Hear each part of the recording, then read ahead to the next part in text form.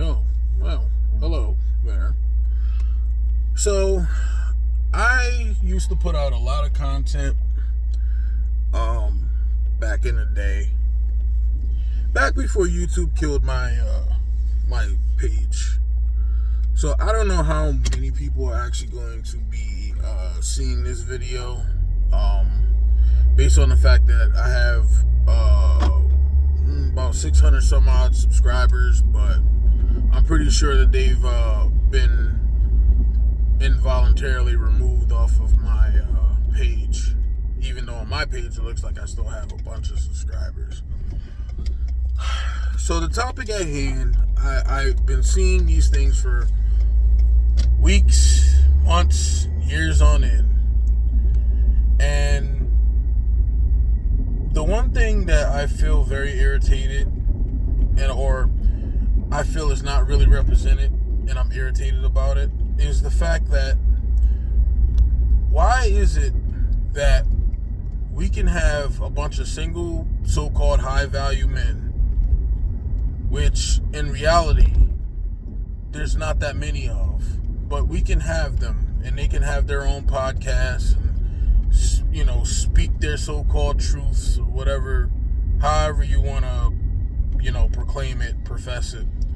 But the one thing that I always find like extremely ironic is that how can someone say what marriage is or isn't based on looking at the construct of it? Now, I think first and foremost, you have to find somebody who is actually, how can I put this? Not someone who's just professing to be a Christian or whatever faith you believe in, but actually is implementing practicality, actually implementing, that those religious beliefs or spiritual beliefs. They're not just giving you lip service. They actually are trying to be whatever they claim. And they actually have a fear of, not living up to that. Or in general, if we're talking secular, someone, a man or a woman who actually wants to build a family. And they both have to be on the same accord. Can two walk together lest they be agreed, right? So I think what has happened is a combination of both things. You've had women get way too much success and they don't know what to do with it because they are innately designed to be protective and borderline, if not selfish, with the things that they attain, whether that's their children, whether that's a relationship. People call it by different names. People call it insecurity. People call it jealousy. But that is the majority of women's nature. They're not designed, they're not built to be providers. And the excuse is that I hear continuously, whether on popular or unpopular podcasts, and I really don't know where they get these women from. But I don't take it as real life because I think a lot of it is just shock value content, and it's like, I would be surprised if they're like, before the camera goes on, like, okay, you be the traditional woman, you be the modern woman, you be the former hoe, like, and just to conjure up eyes. Everything is so manufactured. I mean, the food is fake, the entertainment is fake, everything, or the sky is fake. Everything around us is just very felonious. So I personally believe, this is just my opinion, that a lot of this is pre-planned. But let's for a second pretend that it's not. So we typically have females who will beat their chests, talk about how they're independent, talk about how they're doing this, they're boss this, they're boss that. They get on these shows, they're, way past their prime so far as having children. And they either have children or they're blaming other people for not giving them children, or them blaming men. Let me just be specific. Excuse me. Let me just be specific. They're blaming men for not wanting to be with them, but they refuse to change their attitude. My grandmother, who's been dead for over 30 years, used to tell me, you get more with honey than you do with vinegar. So if you have that rancid, bitter, just not digestible flavor, and this is what you're trying to hand out, why are you surprised that nobody wants this? And then it's a thing in order to preserve this delusion of grandeur, it is to say, well, most of these men are weak and they can't handle me and this and that. First of all, no man wants to get in a relationship. I don't care if you're high value, low value, no value. No man wants to get in a relationship where you got to try to make your way in this world and then you got to come home and handle a fucking wildebeest. Nobody wants to do that. And this video isn't based on race, okay? But I will just say this much so far as that is concerned. Why is it that it's always felt that a black man must accept whatever he is given, that he must have no standards whatsoever, or just a desirable outcome? Why is it that he can't have, they have the six-pack, six figures, I've heard the other six being something else, but they have their, quotable desirabilities, right? Why is it that a man can't have a fit, feminine, submissive woman or an agreeable woman? And that's not to say it's a rubber stamp on everything the man says, but why is it that having a conversation with your man or the person you claim to love and talking these things out? Now I'm speaking from 11 years of experience, soon to be 11 years. We went to the Bahamas, me and my wife, on our 10th wedding anniversary. And I wasn't always the perfect man. I didn't always I don't make six figures, but for many years, let me put it this way, I worked 2 jobs. So with my 2 jobs, I was over 6 figures. I had a part-time job and I had a full-time job. And I made decent money at both. So for many years, I was that quote-unquote 6-figure worker, but it took many years for me to get there, especially at my full-time job, to get my base salary high enough so that my part-time job would put me over that 6-figure level. Now, we're talking about inflation. You want a man to cover everything, and then you don't want to give that man any form of honey, any form of sweetness. You sit up there and you have a demand on a man that he must do this, this, and this, but the moment he has a demand that you should do something, you clutch your pearls and act insulted as if like, all I need to do is show up. No, my wife doesn't do this kind of stuff, but if she was to tell you, it is a ongoing, thankless job. And I do the outside stuff. When she needs help with lifting heavy things outside, I do that. I go out in the sub-zero temperatures of upstate New York in the winter months when it's time to snow blow, clean the cars off, warm them up. I do that. I also do some laundry. I do some dishes, or I put them in the dishwasher. You have to understand that you're on a team. And And what it is that a lot of these females, they want the Michael Jordan. They want the man that's going to sit there and take all the jump shots. The man that's going to go 30 for 58 while she may go 1 for 2. And then brag about how she's shooting 50% and why her man can't shoot 50% when he's taking the bulk of the shots and is getting no help. And if he's missing a lot of shots, it's because she's not trying to get open so he can pass her the ball. Because she wants to live her soft girl life.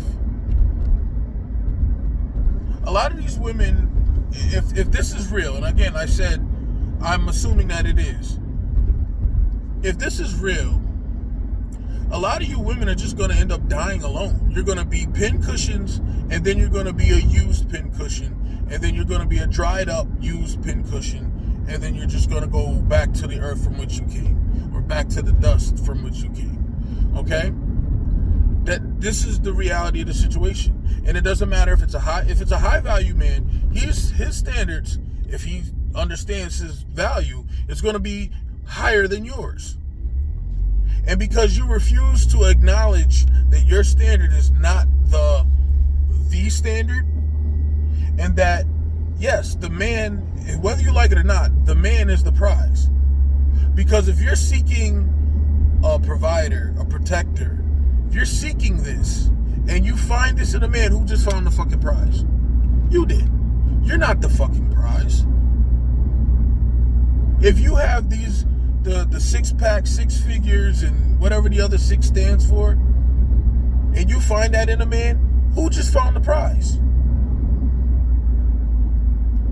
That's like saying you found a $100 bill on the ground, but that $100 bill found you. That's delusional. And if you believe that, you're delusional. I don't understand the mental gymnastics that goes behind claiming that you're a prize. Claiming that a man has to acquiesce to you. And it's really just disheartening to know that a lot of this stuff was propagandized and pushed into these little girls' heads by women who have no idea what a relationship is. A lot of these women who are out here having kids, they don't know. They think a relationship is when a man gets done ejaculating off inside of them. That's what a lot of these women think a relationship is. They don't understand there's so much more to that.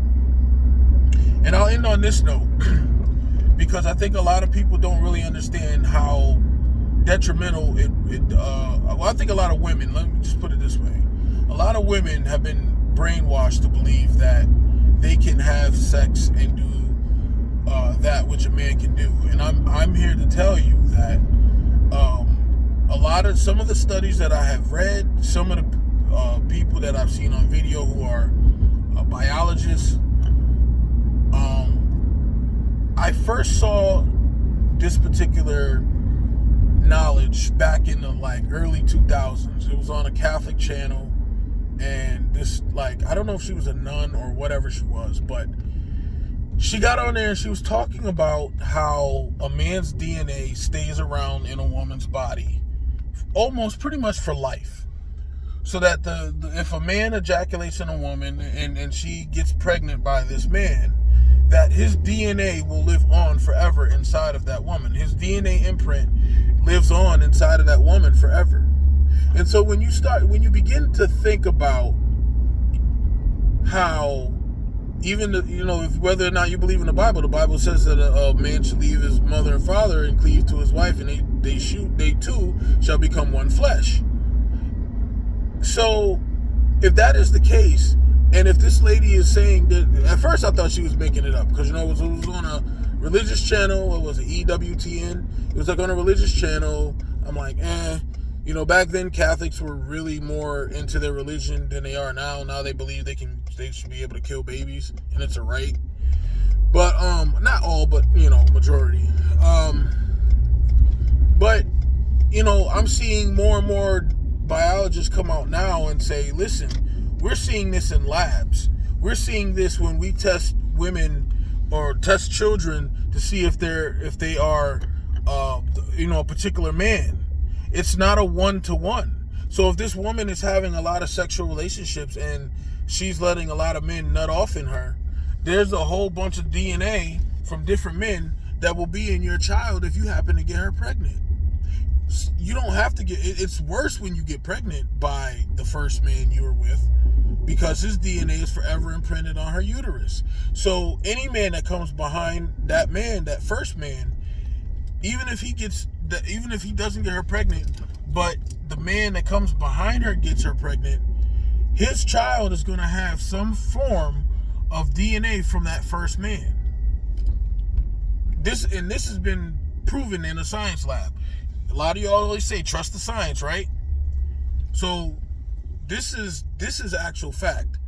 And so when you think about it, and you think about what a lot of these women are trying to actually do, and how they are trying to say, well, we can have just as many sexual partners as men, and we can do all the things that men do. No, you can't.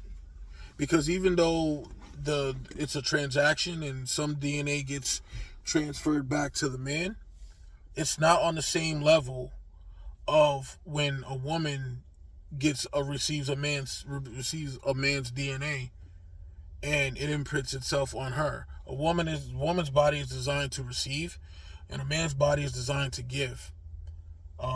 Not to quote the red pill community and when they say this shit, but it is a fact.